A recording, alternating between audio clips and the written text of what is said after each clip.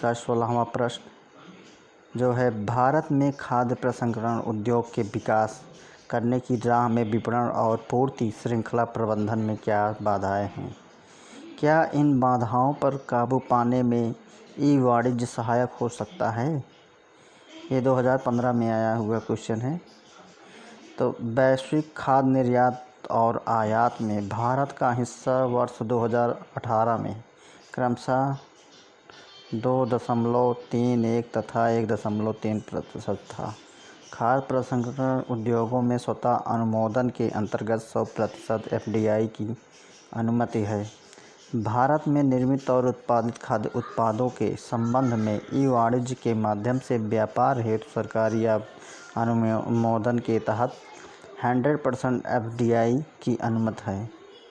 इस क्षेत्र में अप्रैल 2014 से मार्च 2019 के दौरान $3.28 मिलियन की एफडीआई इक्विटी की आवक हुई है। वर्ष 2018-19 के दौरान प्रसंस्कृत खाद्य निर्यात का मूल्य $35.3 मिलियन के बराबर था, जो भारत के कुल निर्यात $330.07 मिलियन का लगभग 10.69% था, जबकि इसी अवधि में आयात $19.32 बिलियन था, जो भारत के कुल आयात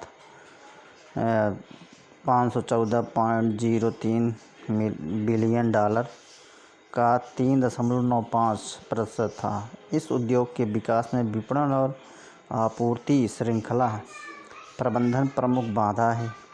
खाद्य प्रसंस्करण उद्योगों में आपूर्ति श्रृंखला के विभिन्न स्तर फ्लो चार्ट के रूप में पाए जाते हैं। इसके उक्त स्तरों को मुख्यतः 4 घटकों में विभक्त कर सकते हैं: उत्पादक, उत्पादों का प्रसंस्करण, वितरण एवं फुटकर विक्रेता। इस उद्योग के विकास में बाधा भी इन्हीं घटकों के विद्यमान दोषों एवं आपसी समन्वय के कर्मियों द्वारा पैदा होती है। उत्पादन से लेकर अंतिम उपभोक्ता तक खाद्य वस्तुओं का प्रभाव बनाए रखना किसी भी उद्योग व अर्थव्यवस्था के विकास हेतु आवश्यक है। भारत के संदर्भ में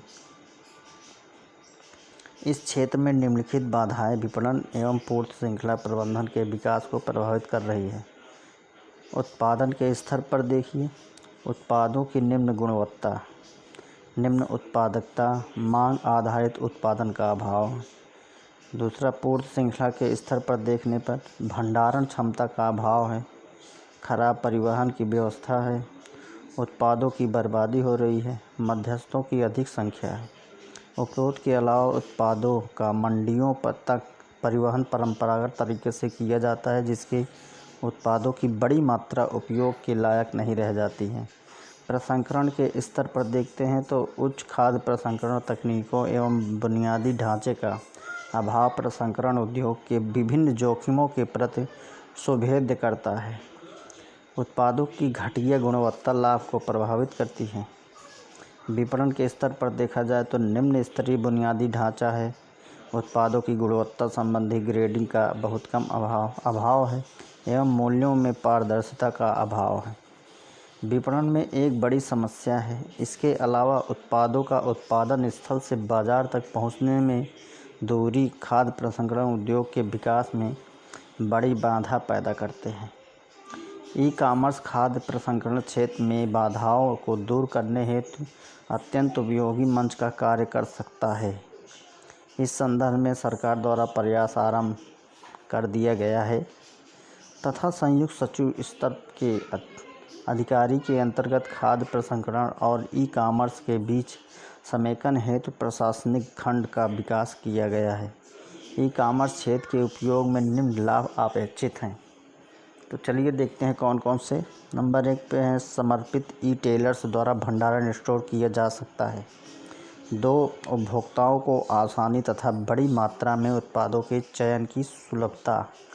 तीसरा, ऑनलाइन स्टोर से जुड़े रिटेल स्टोर घर तक सामान की पहुंच और उठाव की सुविधा प्रदान कर सकते हैं।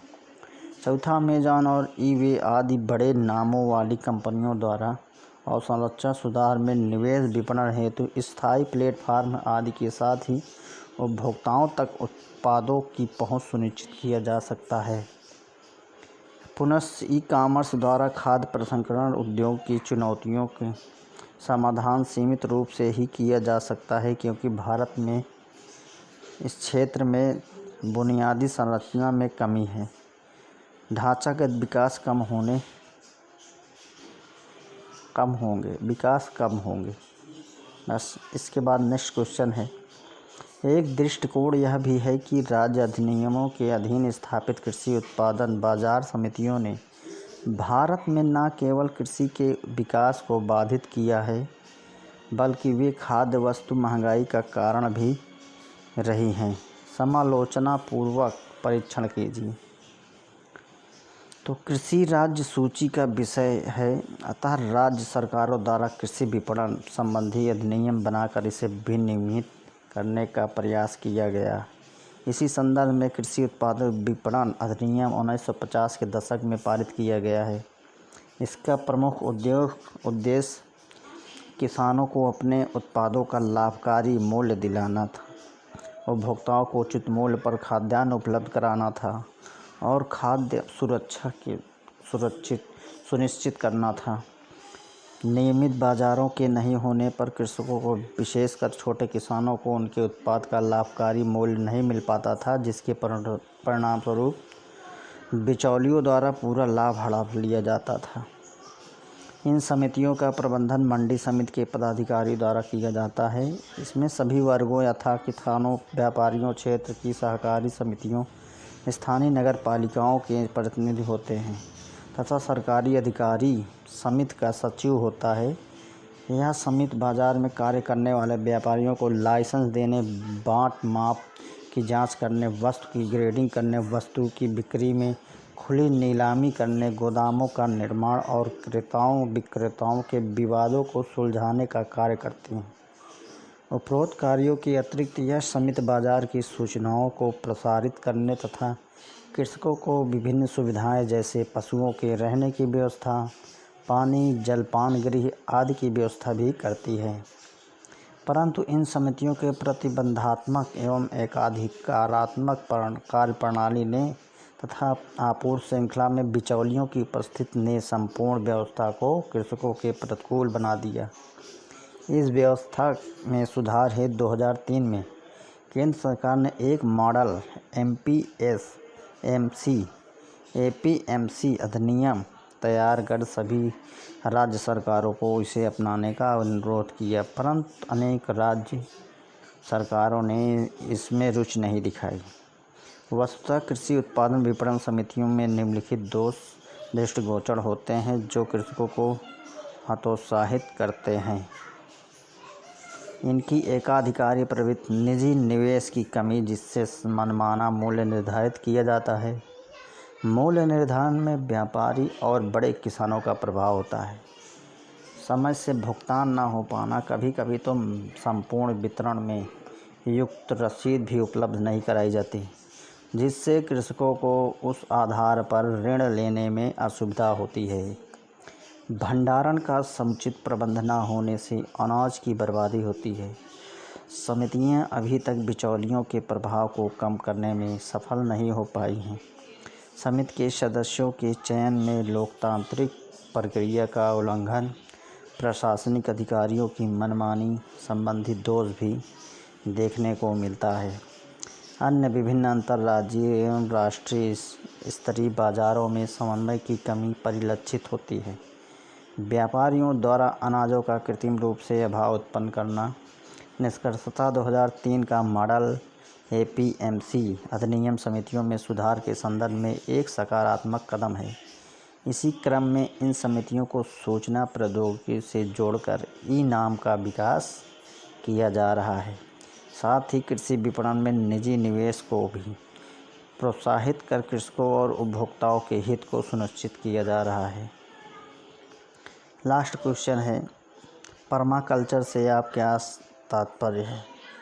कम से कम 3 ऐसे सामान्य उदाहरण बताइए जहां परमाकल्चर संकल्पनाएं इस्तेमाल की जा रही हैं। तो परमाकल्चर से तात्पर्य सतत या स्थायी कृषि से है। इस टर्म का प्रयोग सर्वप्रथम ऑस्ट्रेलियाई पर्यावरणविद बिल मॉरिसन ने किया था। परमाकल्चर का तात्पर्य उस कृषि पद्धति से है जिसमें पर्यावरण संरक्षण एवं मानवीय आवश्यकताओं की समग्रता से पूर्ति दोनों लक्ष्यों की प्राप्ति हो सके। यह एक प्रकार से भू उपयोग का नियोजन संबंधी दर्शन है जो 3 मान्यताओं पर आधारित है: पृथ्वी की संरचना और अधिशेष का पुनः निवेश परमाकल्चर के 3 सामान्य उदाहरण हैं। नंबर 1, कृषि वानिकी। यह न केवल फसलों की सुरक्षा से संबंधित है बल्कि यह वानिकी के द्वारा पर्यावरण संतुलन, मृदा संरक्षण, फसलोत्पादन एवं निर्माण व जलावन संबंधी आवश्यकताओं की भी पूर्ति करता है, जो सर्वश्रेष्ठ भू उपयोग है। दूसरा, रेन वाटर हार्वेस्टिंग। वर्षा के जल को जो अपवाह क्षेत्र में जाकर नष्ट हो जाता है को एकत्रित करके सिंचाई के लिए इस्तेमाल करना। इसी प्रकार ऐसे जल को बोरिंग द्वारा भूमि के अंदर जाने दिया जाना ताकि भूमिगत जल का स्तर बना रह सके। यह तकनीक भूक्षरण और बाढ़ नियंत्रण में भी सहायक है। नंबर 3, पौधों के अपशिष्ट का उपयोग। हार्वेस्टर से फसल की कटाई करने के बाद भूसा, पुआल, जड़ें, डंठल आदि खेत में ही रह जाते हैं, जो अगली फसल के लिए उपयोगी उर्वरक होते हैं। इनमें नाइट्रोजन, फास्फोरस, पोटेशियम जैसे पोषक तत्व होते हैं। इनका उदाहरण है धान, गेहूँ। फसल चक्र में धान की कटाई के बाद गेहूँ की बुआई है तो 0 टिल प्रणाली का प्रयोग। तो इसी के साथ आज का चैप्टर ख़त्म होता है। तो फिर से हम पुनः कहते हैं, अगर जिन्होंने इसका पिछला वीडियो नहीं देखा है वो प्लेलिस्ट में जाकर तीनों वीडियो देख लें। तो अगर अच्छा लगे तो सब्सक्राइब और लाइक ज़रूर कर दें। धन्यवाद।